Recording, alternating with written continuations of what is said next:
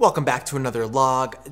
Over the past, I'd say 2 weeks, I've been thinking a lot about how much should you build in public.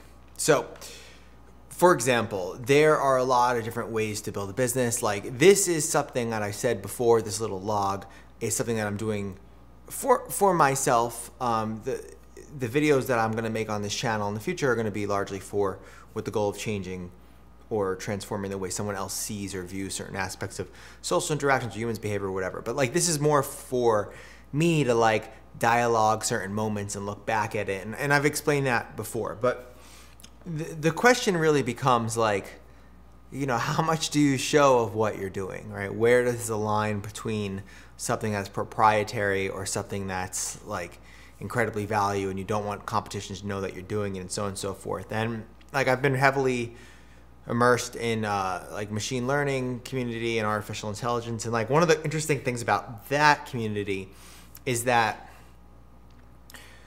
because I think it initially started in academia, so you need to understand it. There's in a lot of industries, so in academia, there's while there is competition and while there is any social dynamic, there's going to be pros and cons to a specific construct.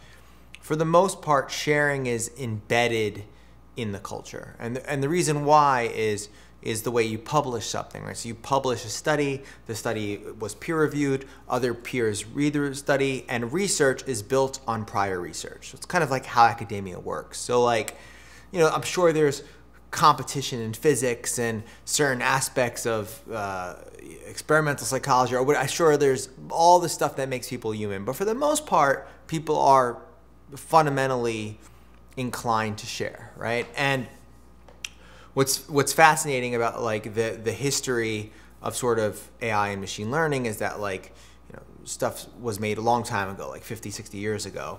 Then it sort of went through this winter where nothing actually happened for 20 or 30 years. Then it comes back, and it comes back big, mainly because companies like Facebook and Google and DeepMind and all these organizations saw the writing on the wall and were able to attract top academic talent. And I mean, this goes if you're Facebook, you find the top AI researcher, you listen, I'll give you $10 million, and these numbers are super high, or $5 million, whatever it is, and you get them and you create a lab that's internal. And the idea is, in this sort of competitive market, when you're running a business, when you develop something, when you create something, it's proprietary. It's how your company makes money. It's how your company is going to fundamentally make it, right? You have technology that other people don't.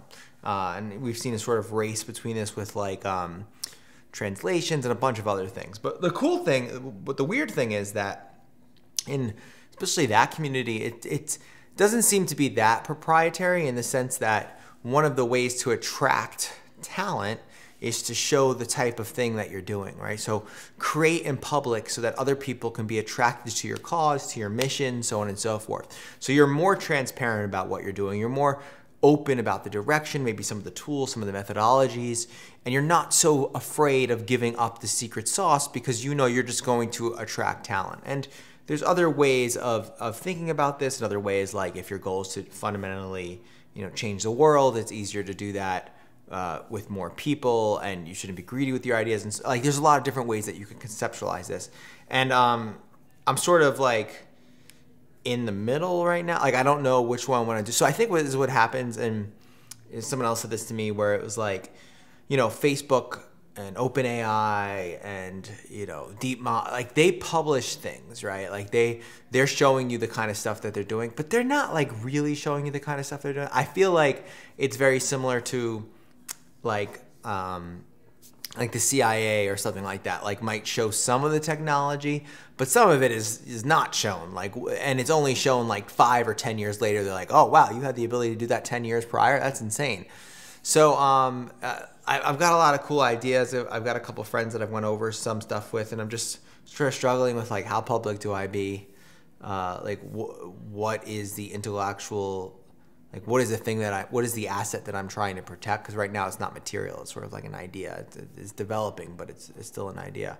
So I'm really interested on how my views will change for this over time. I'm leaning towards being an open book and sort of telling people what I'm doing and sort of maybe 80% of how I'm doing it for the bulk. I just think it's an easier way to live life. I mean, if somebody's gonna come over and steal, like, I'm not really, I'm holding on to the ideas like that. I think that I can execute these things a lot better than other people can. So it's like, all right, yeah, like if you steal some of the stuff, like it's fine. And I don't know, I kind of feel like taking like almost like a Tesla approach. I mean, it's not the pure approach, but like, you know, if the goal is to, yeah, create sustainability and get us off,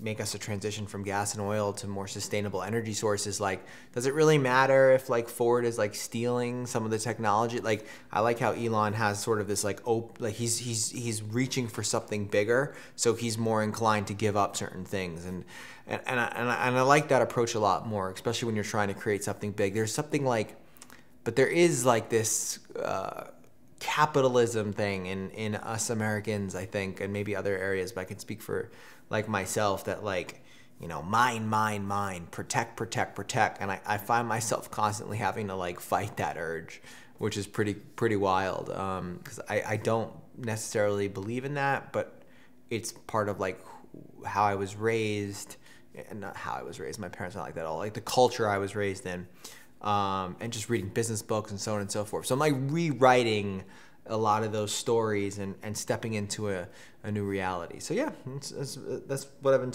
thinking about. What should I give you for my random ending? I've been using this stuff a lot.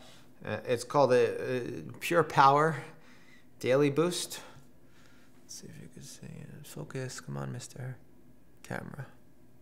It's not my face. I don't know if you can see it. All right, it's called Pure Power Daily Boost Lemon Turmeric.